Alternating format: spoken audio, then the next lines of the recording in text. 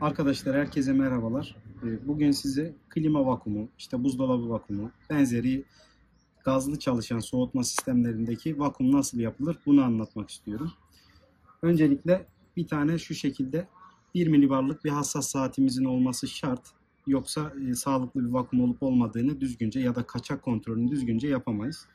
Haricinde bir tane manometremiz olursa hortum tertibatını bağlamak için işlemimiz daha kolay olacaktır. Şimdi hortumumuzu bağlıyorum cihaza. Bu arada bu cihaz 410 gazlı bir klima. Bizim bu ürünümüzde bir rekor çatlağı arızası vardı. Oradan bir miktar gaz kaçırmıştı cihaz. Rekorun üzerinde şurada bir çatlak var. Ben şimdi redüksiyona taktım ki görünsün diye. Yani sıkınca ortaya çıkıyor. Gevşekken çatlak çok da görünmüyor. Biz bu arızamızı giderdik. Şimdi vakum saatleriyle ilgili şöyle bir olay vardır. Biz normalde şu an yaşadığımız ortamda yani her şehrinki hemen hemen ortalama 1 atmosfer basıncında yaşarız. Yani bunu telefonunuzdaki hava durumu sekmesine girdiğinizde orada da görebilirsiniz. Olmadı bir resim ekleriz bununla alakalı. Biz şu an 1 atmosfer basınçta yaşadığımız için saatimizde bakın yaklaşık 1 atmosfer basıncı gösteriyor. Çünkü boşta. Şu anda hiçbir yere bağlı değil. Şimdi bunu sisteme bağlıyorum.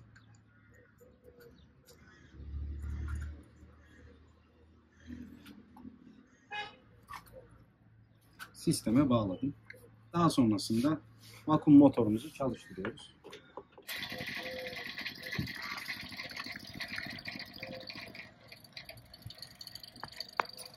Şimdi burada şöyle bir kritik bilgi var.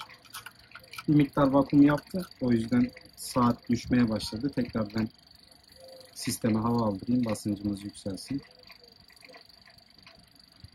Yükseldi. Şu an bakın 1 milibardayız. Sisteme bağladığımda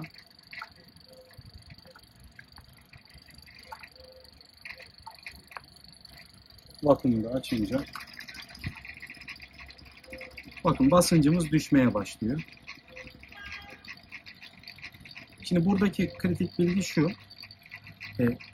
İlk öncelikle vakum motorunuzun kaç milibara kadar vakum yaptığını biliyor olmanız lazım. Yani bir sistemde sağlıklı bir vakum yapabilmeniz için kaç milibara kadar vakum yapabildiğinizi bilmeniz gerekiyor. Bunun için ben şimdi şurada cihazı manometremin alçak basınç ucuna bağlamıştım. Cihazı sistemden ayırıyorum. Bakın basıncımız nereye kadar düştü?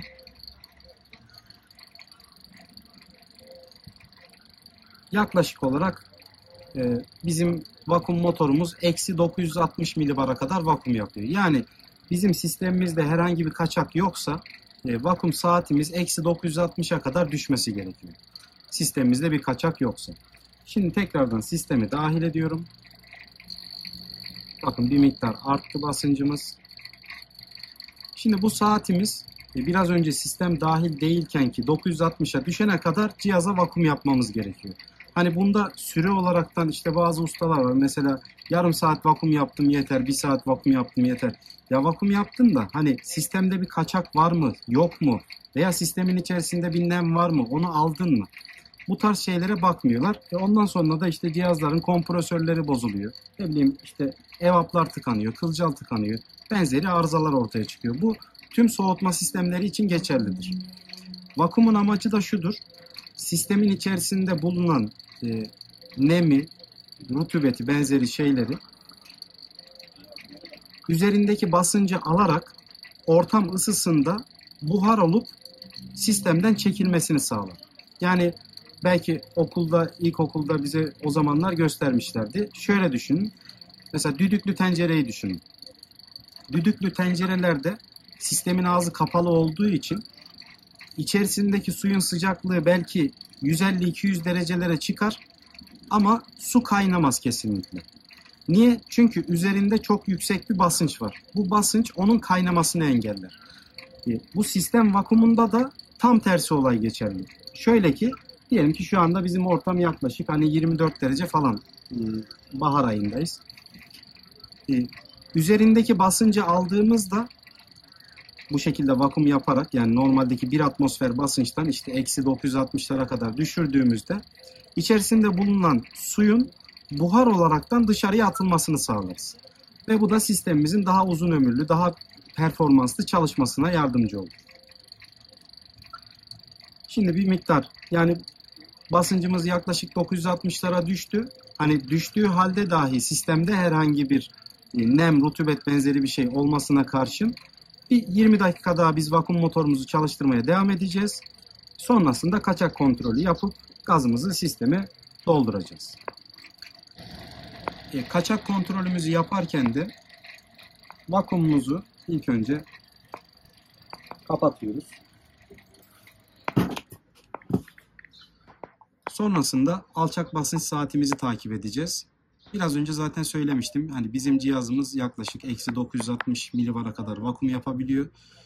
Buradan saatimiz yükselmeye başlayacak mı diye bunu takip edeceğiz. Yaklaşık bir 5-10 dakika bunu takip etmemiz sistemde herhangi bir kaçak olup olmadığını bize gösterecektir.